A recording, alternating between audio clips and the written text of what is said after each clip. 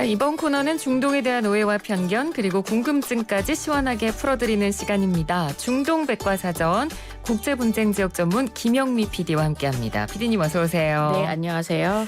지난주에 이란에서 굉장히 어이없는 사고가 있었어요. 훈련 중에 자국의 군함의 미사일을 이제 발사를 하는 이른바 오발 사고가 났었던 건데 PD님께서도 소식 보셨죠?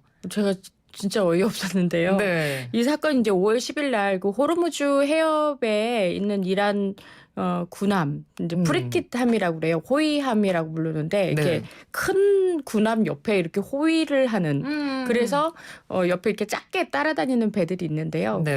그 배들이 서로 훈련을 하다가 그 자마란 함이라는 그 호위함에서 다른 그 코나락이라는 함 거기까지 이제 미사일을 날려서 이 코나락함이 이제 그 다 몰살돼서 이제 병사들이 19명이 사망을 했습니다. 네. 근데 이 사건이 이제 물어보니까 오발을 하려고 했던 게 아니라 그 아마 기계가 작동이 잘못되지 않았나 그렇게 얘기를 하더라고요. 근데 중요한 게 이제 자국 군함 하나를 이렇게 거의 쓰지 못하게 할 만큼 이제 박살을 내놨기 때문에 네.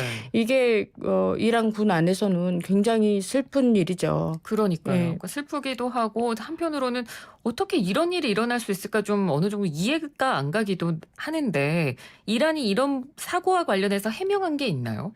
그 국영 방송을 들어보니까 지휘 통제의 잘못이다라고 얘기를 했는데 네. 그 기계가 낡거나 뭐 이런 일이 있었다 하더라도 아마 군 시설에 대한 이야기이기 때문에 그렇게까지는 잘 못하는 것 같고 이제 당시 그 쐈던 그 군함에 있었던 그 지휘관이 아마 그 죄를 물어야 되는 그런 상황이 된 것 같아요. 네. 근데 이제 그 당시에 미군 해군도 그 인근에 있었거든요. 그래서 네. 미 해군 쪽에서 애도의 성명이 나왔어요. 그래서 그게 저는 되게 신기했는데 네. 미 중부사령부 빌 어반 그 대변인이 이렇게 불필요한 인명이 희생된 거에 대해서 미군이 애도를 표한다. 이런 성명이 나왔습니다. 근데 네. 이렇게 들어보니까 좀 약 올리는 성명 아닌가라는 생각이 들 정도로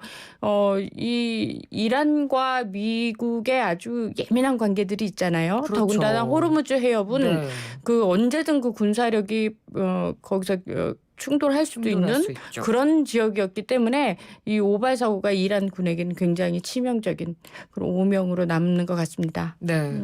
그런데 이란군이 이번에 또 그러니까 저희가 이슈가 됐던 게 이번이 오발 사고를 낸 게 처음이 아니잖아요. 예전에도 이런 일이 좀 있었죠. 예, 1월 달에 이번에는 뭐 군함이 아니라 그 우크라이나 여객기. 네. 그래서 176명 전원이 사망하는 그런 오작동이라고 자기들은 표현을 하는데 그 내막은 몰라요. 아무도 조사를 제대로 한 사람이 없어가지고 내막은 모르지만 그 사고도 있었기 때문에 국제적으로도 굉장히 그때 이란이 비난을 받았습니다. 네. 이제 지금 같은 경우 이제 국민끼리 벌어진 일이라 국제사회가 그렇게까지 비난은 할 수 없지만 이란 군 내의 군 기강이라든지 시설이 낡았다든지 이런 문제들이 아마 표출된 그런 사건 같습니다. 네, 그래서 말씀해 주신 대로 이번 일 때문에 이란의 군사력 자체에 대한 의문을 품는 시각들이 굉장히 많아서 오늘은 저희가 이란의 군사력에 대해서 좀 이야기를 해볼까 하거든요. 그러니까 이란이 중동의 군사 강국이라고 불리기는 하지만 이 서방의 제재 때문에 뭐 공군이나 해군력 같은 게 몇십 년 전보다도 훨씬 더 많이 떨어졌다는 얘기가 있더라고요. 네, 그 군사력이란 요즘엔 장비예요.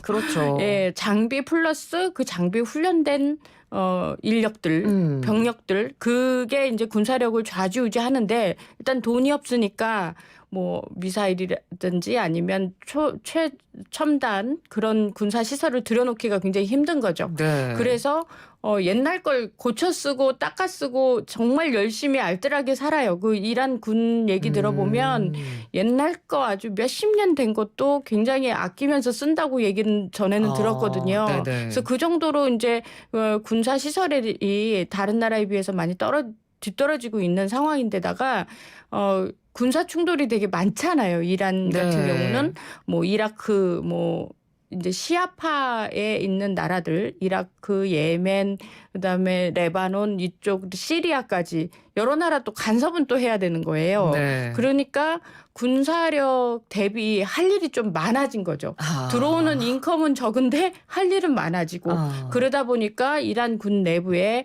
여러 가지 불만도 좀 나오기도 하지만 어쨌든 이란 군이 중동에서는 정말 센 군대 중에 속했고 네. 한때는 그 1979년 이슬람 혁명이 일어나기 전에는 세계 3위까지 했었던 아주 군사 강국이었습니다. 네. 근데 이제 그 79년 혁명이 일어난 뒤에 이제 서방 제재를 받기 시작하면서 이제 갈수록 군사력이 떨어지는 그런 모습을 보일 수밖에 없었던 건데 올해 초에 아마 이 사건 다들 많이 기억하실 겁니다. 솔레이마니 사령관이 미국의 공습으로 사망했던 사건. 이때 이란이 즉각적으로 뭐 가혹한 보복을 하겠다 이렇게 선언을 하면서 그 작전명이 뭐 순교자 솔레이마니였는데 이런 방식을 두고 키사스식 보복이다 이런 이야기를 하던데요. 이 키사스식 보복이 무슨 뜻인가요? 키사스는 그 말 그대로 쿠란의 이제 형별 방식이에요. 눈에는 눈, 이에는 이. 우리 많이 들어봤잖아요. 네네네. 그걸 키사스식 복수라고 부릅니다. 근데 결론적으로 사실은 키사스가 안 됐어요. 그렇죠. 왜냐하면 자기네 그 혁명군 사령관을 잃었으면 그와 가혹한 보복하면 그보다 더한 사람을 잃어야 미국 쪽이 잃어야 되잖아요. 근데 네. 그렇지는 못했어요. 그리고 또 이 키사스식 보복이라는 게 이란이 항상 그 어떤 군사작전 할 때 항상 이렇게 이야기하는 성명에 들어가는 그런 방식 중에 하나인데 결론적으로 보면 그렇게까지 키사스가 된 적은 없고 아마 그 이란이라는 그 나라 자체가 이슬람 꾸란을 굉장히 존중하는 우리는 신의 병사다라는 식의 심리전상 이런 말을 하는 거 아닌가라고 생각을 합니다. 근데 사실상 그 이라크하고 이란하고 옛날에 이란 이라크 전쟁을 했을 때 네. 그때도 이제 뭐 이런 키사스식인데 양쪽이 다 키사스식 그랬어요. 그때는 사실은. 그러니까 아니 같은 이슬람 믿는 나라들끼리 키사스식 보복을 한다 그러면 이거 어떻게 되는 거야? 뭐 이런 네. 헷갈림이 좀 있는 거죠. 그리고 현재 그 시아파의 종주국으로서 이란이 여러 나라들의 배후, 그러니까 시아파 민병대의 배후이기도 하지만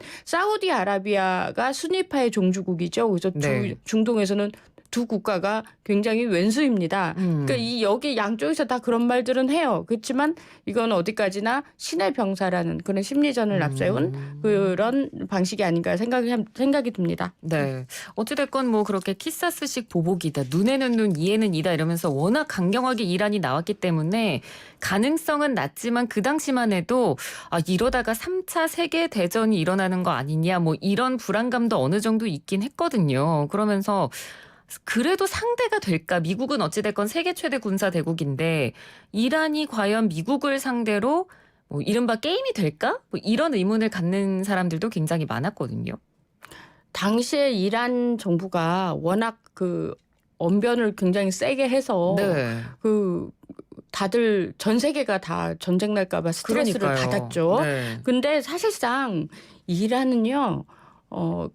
아까도 말씀드렸지만 경제 제재로 인해서 최첨단 군사 시설을 제대로 갖추고 있지를 못해요. 그리고 미사일이라 하더라도 그 미국 본토까지 미사일이 날아갈 리가 없어요. 네. 그런 상황이었기 때문에 사실 군사 전문가들은 또 이제 말로만 저렇게 하는구나라는 예측을 많이 했었습니다. 그리고 이란 군은요 일단 머릿수는 많아요. 왜냐하면 그 병역이라는 것도 있고 또 군사 시설보다는 사람으로 좀 많이 메꾸는 게 있죠. 우리는 네.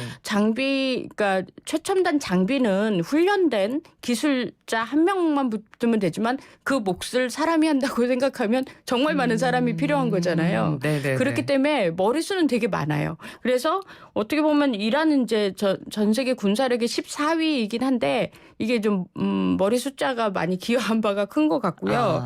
일단은 지금 52만 3천 명.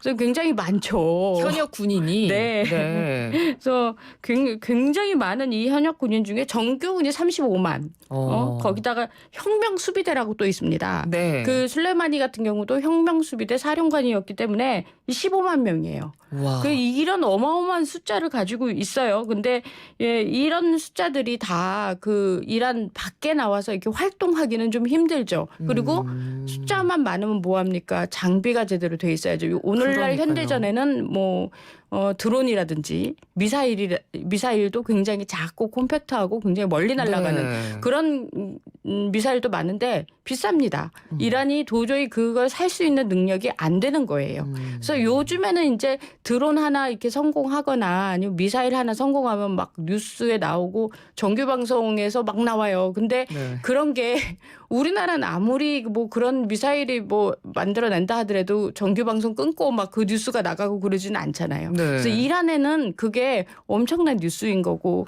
또 국민들한테 이란군은 아직도 강하다라는 인식을 보여주고 싶어 하는 거고 북한처럼 이렇게 군사 행진도 되게 열심히 해요. 그래서 그런 거 보면 되게 센 것 같은데 지난 1월 달에 미국과 그 3차 대전이 일어날 것처럼 그렇게 했을 때 그 미사일 실력을 우리가 봤어요. 네. 그때 봤을 때 불발탄이 워낙 많았기 때문에 그거 보고서 사람들이 오히려 미군이 그걸 보고 이란의 미사일 실력을 분석하는 그런 거꾸로 그런 결과가 왔는데 그때 평가해 봤을 때는 굉장히 오래된 미사일이다.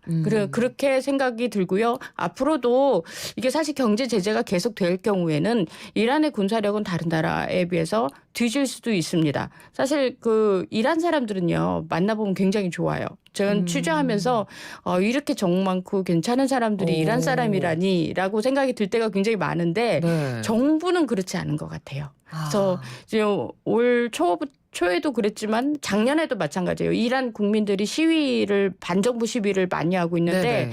이게 군사력으로 이런 반정부 세력들에 대해서 약간 심리적으로 좀 누르려는 내부용 그 작전도 좀 있어요. 군사력을 좀 바깥으로 잘 보여주려고 보여주기식을 많이 하는 이유가. 네. 근데 이런 오발 사고 한 번씩 나면 그러니까요. 그게 이제 무로 돌아가는 거죠. 어떻게 보면 결속력이 좀 떨어질 수도 있을 것 같고. 네. 그러면 미국과 비교했을 땐 확실히 군사력이 떨어지지만 그래도 중동 내에서는 그래도 이란이 가장 강국인 건가요? 가장 강국이라고 말하지는 못하지만 어쨌든 이슬람 시아파 하면 그 이슬람계 퍼센테이지로는 한 10% 내외밖에 안 되지만은 네. 그래도 네임 밸류가 있습니다. 그래서 레바논의 헤즈볼라라든지 그렇죠. 그리고 예멘의 후티 반군 그리고 시리아의 정부군 모두 다 이란의 군사력과 밀접한 관계들을 갖고 있거든요. 그래서 중동의 모든 나라들이 다 군사력을 갖추려고 그게 애쓰지는 않아요. 근데 이란 같은 경우는 미국하고도 원수고 그렇죠. 또 순위파 사우디아라비아를 상대해야 되고 그러다 보니까 국민들한테 받은 세금들의 상당 부분들을 군사력으로 메꿀 수밖에 없는 상황이기 때문에 다른 나라에 비해서 군사력이 월등하게 뛰어나다라고 할 수 있습니다. 그렇군요. 알겠습니다.